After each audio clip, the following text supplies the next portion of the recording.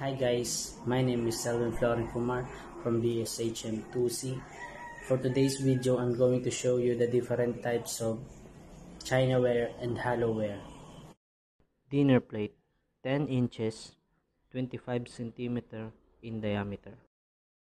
Fish plate 8 inches 20 cm in diameter. Bread and butter plate 6 inches 15 cm in diameter.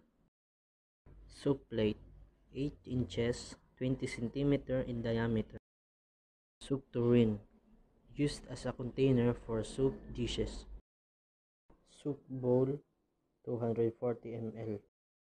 Consomme cup with saucer 240 ml.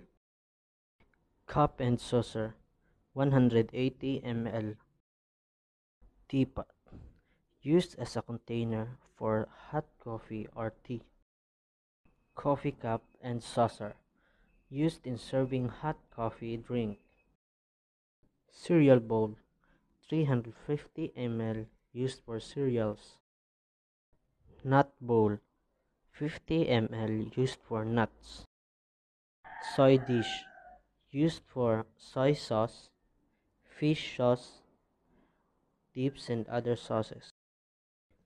Sauce boat used for sauces to accompany entry dishes, mayonnaise, hollandaise, gravy, or for sauces for desserts such as chocolate, caramel sauce, and fresh cream.